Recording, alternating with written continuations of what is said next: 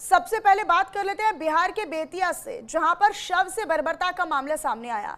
दरअसल अस्पताल में शव को सीढ़ियों पर घसीटा गया और स्ट्रेचर नहीं मिला तो पैर पकड़कर मोर्चरी तक ले गए। रिटायर्ड कर्मचारी कैलाश के रूप में मृतक की पहचान हुई है। सोशल मीडिया पर ये वीडियो जो है वो चर्चा का विषय भी बना हुआ है। स्ट्रेचर नहीं मिला तो पैर से घसीटकर उस शव को वो सीढ़ियों से ले जाते हुए नजर आए हैं।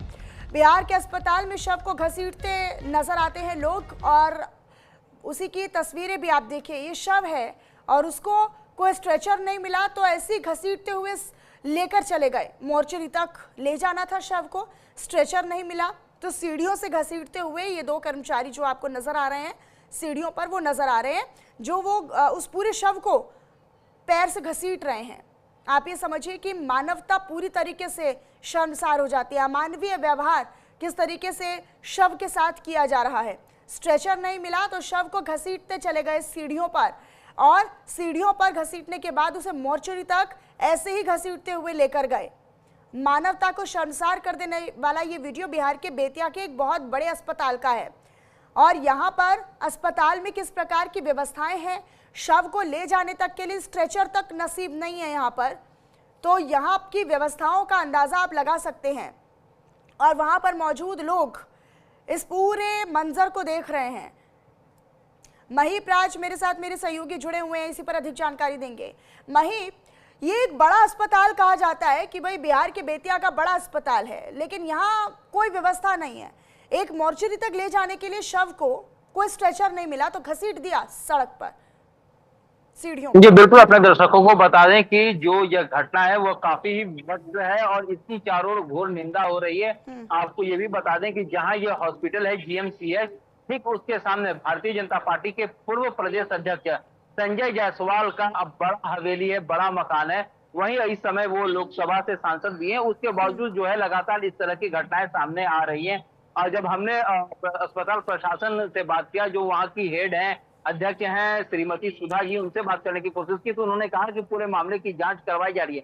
लेकिन हम आपको सबसे ज्यादा जो है जिस तरह से सबको खींचा जा रहा था, वहाँ लोगों की भी भीड़ थी और किसी ने भी आवाज नहीं उठाई कि आखिर इस तरह से सबको क्यों खींचा जा रहा है। क्योंकि किसी भी इंसान की अगर दुखद मृत्यु होती है, किसी भी तरह की मृत्यु होती है, तो उसके बाद उन्हें सम्मान दिया जाता है।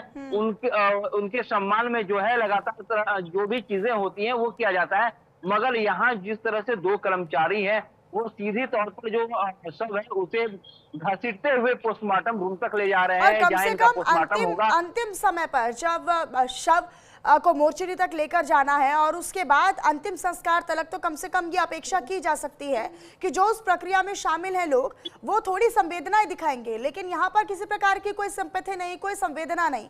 परिजनों की तरफ से कोई बयान आया है क्या इस वीडियो के बाद या परिजनों ने अभी तक इस संबंध में कुछ भी नहीं बताया है। उन्होंने कहा कि हाँ, थोड़े मानसिक रूप से विक्षिप्त है और पिछले शुक्रवार से वो गायब थे और सोमवार को इनका जो है वो सब गड्ढे में गिरा मिला, जो काफी सड़ रहा था, बदबू दे रहा था। उसके बाद वहां लोगों ने जब थाने प्रशासन को इसकी जानकारी दी तो कहीं जाकर इस पूरे मामले का पटाक्षेप हुआ कि आखिर यह व्यक्ति कैलाश प्रसाद से जो सेवानिवृत्त है और इनकी उम्र जो है वो 65 वर्ष है।